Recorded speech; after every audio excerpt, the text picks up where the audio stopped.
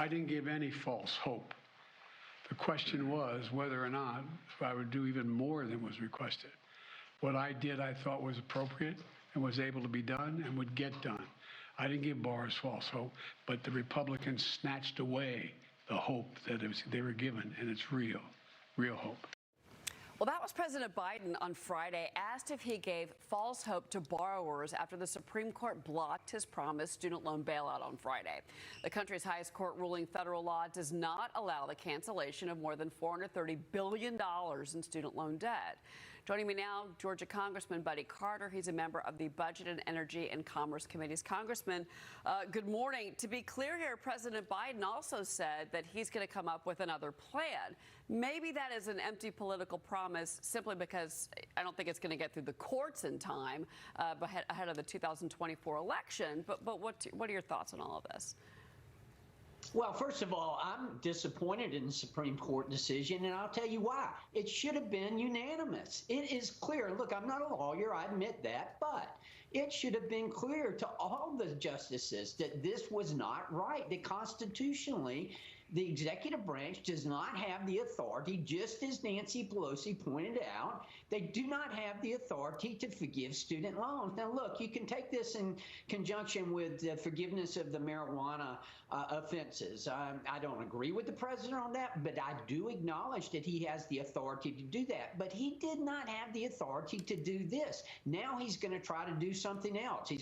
And he is giving false promise. And it's wrong to expect 100 million Americans who didn't have the opportunity to go to college to pay for those who did go to college.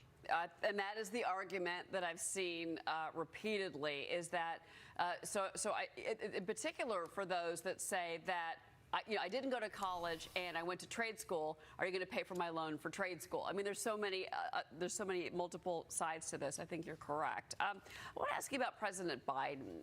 He took his son, Hunter, to Camp David for the second weekend in a row. But there's a lot of scandals around this family, as you know. Hunter's attorney exploding at the House Ways and Means Committee over their investigation into the first son sweetheart deal with the feds. In a 10-page letter, he wrote, quote, "It is easy when a committee does not operate with fairness and thoroughness and an adherence to rules and procedures to forward a false political narrative." You have done that. What is your reaction to this, Congressman?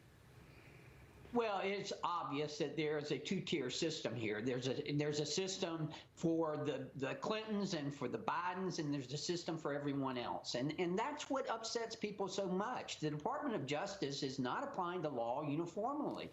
And I want to know what Joe Biden knew in these business dealings, just like Ways and Means are doing a great job of investigating this. And we in the Republican Party are going to continue to investigate this because we want to know what Joe Biden knew.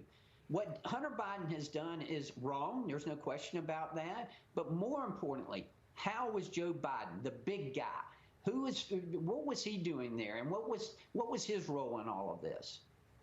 There's still a lot of questions out there, those $5 million payments in particular, and that's where I think, James Comer's investigations are certainly going to continue, and there's more answers that need to be found over that. I want to move to some news from you, Congressman. You have introduced a bill to require schools to carry Narcan. That's the medication used to treat a suspected opioid overdose. Tell me more about that, because I'm wondering if in particular in your district you're seeing a higher incidence of overdose in the schools there.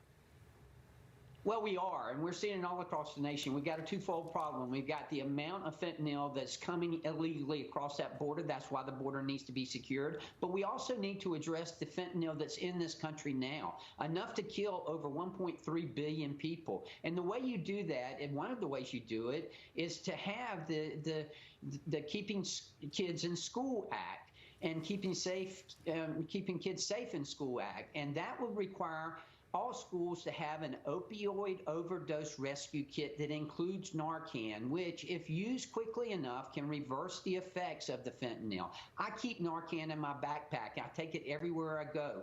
And thankfully, I've not had to use it, and I hope I don't. But this ought to be in every emergency box in every school in America because it can save lives, and we need it. It ought to be just like syrup of Ipecac that used to be kept in medicine cabinets. We ought to have Narcan available. Do you have a cost estimate to this? Well, it will be costly. There's no question about that. But even if it saves one life, then it's worth it. And we will make sure that the schools are assisted, and we'll make sure that they are that the costs that they incurred, we want to make sure that they are reimbursed for that. We need to make sure that this is available. It can save lives, and even if we save just one life, it's worth it. And I agree with you. I think it's a great idea. I think the question mark becomes obviously what you can get approved because as you know the House controls the purse strings, and there's been so much pushback on budgeting. Obviously, as there's still concerns about the U.S. economy, which is something that you've come on the program and talked about many times, including the inflationary impact that you've seen in your district. Whether it's food prices or gasoline or services. So, please keep us posted on the future of that bill, Congressman. Thank you. I will. All right. Congressman Betty Carter, thank you for joining us this morning.